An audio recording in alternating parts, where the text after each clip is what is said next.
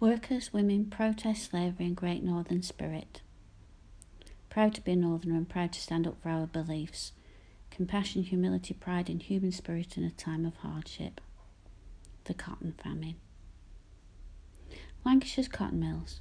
Lancashire had the ideal conditions for cotton manufacture. The climate prevented the cotton fibres from splitting. There was water to power the mills and factories and later coal supplies, and there was a willing workforce and creative entrepreneurs with vision and drive. It was the home to 440,000 cotton workers who were involved in spinning and weaving in 2,400 factories. Lancashire became known as the workshop of the world.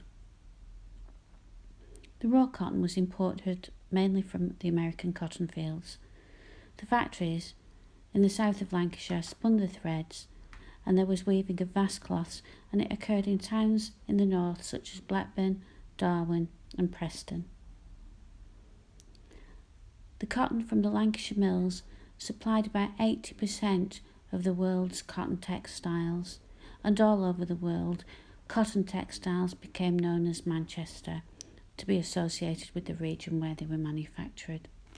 And at that time, Manchester was actually part of Lancashire.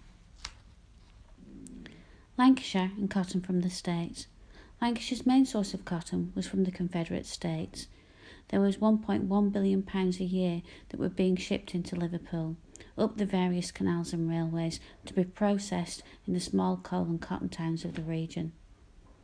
During the American Civil War, it became more difficult for the cotton to be shipped due to a blockade, and many of the mills in Lancashire were closed down, and there was unemployment and extreme poverty.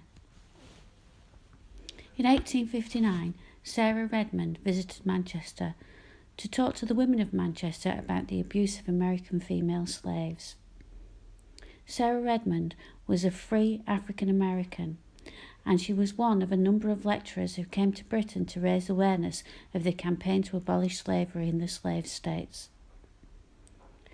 Speaking at the Manchester Athenaeum, which is now part of the Manchester City Art Gallery, in 1859, she spoke specifically to women and asked them in particular to raise public opinion and support the work of the American abolitionists. Sarah reminded them of the terrible abuse suffered by the female African slaves, and reminded them that Manchester's own prosperity was based on slave-grown cotton. The women of Stalybridge. By the autumn of 1862-63, just as in the United States Lincoln was issuing the Emancipation Proclamation, turning the American conflict into a full-blown fight with slavery, the town of Stalybridge had just 5 out of 39 cotton mills working. There were 7,000 unemployed and 750 empty houses. When the charities ran out of money and tried to pay people with food stamps, the usual Lancashire response ensued. Led by the women and girls, Stalybridge revolted. The old performance was repeated. Provision shops were entered, stones were thrown, and a great crowd collected. The New York Times reported the distress in Lancashire, and it described it as the terrible effects of the cotton famine in England. It said there were 250,000 people in one district out of work and living on charity. Things got so bad, but by the autumn of 1862, the workers were regularly meeting to discuss how to move forward. There was a meeting at the Free Trade Hall on New Year's Eve, in Manchester, on New Year's Eve, the 31st of December, 1862. The workers met and concluded to support those against slavery, despite their suffering and impoverishment. This was a peaceful and proud decision to side with Abraham Lincoln in the States, and he thanked them for their support in a letter. They concluded at the meeting the following, that this meeting, recognising the common brotherhood of mankind and the sacred and inalienable right of every human being to personal freedom and equal protection, records its detestation of Negro slavery in America. Lincoln responded in a letter dated the 19th of January 1863, and these are the words that are inscribed on his statue in Lincoln Square, Manchester. I cannot but regard your decisive utterances on the question as an instance of sublime Christian heroism, which has not been surpassed in any age or in any country.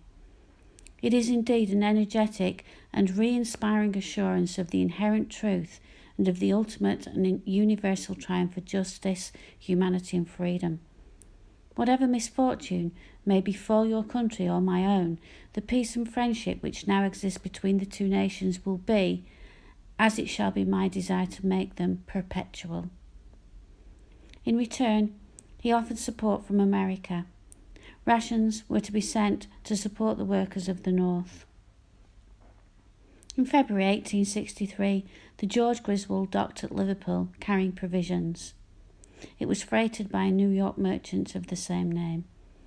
Provisions to the value of £27,000 were to be sent, and donations in cash of £1,333.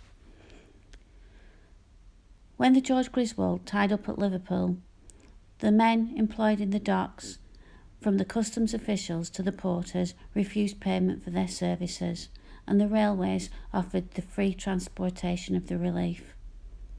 The people of Lancashire sent a response to express its heartfelt gratitude to the noble donors in America who, in the midst of dire domestic struggle for freedom and nationality, have so generously contributed to the succour of the operatives of Lancashire.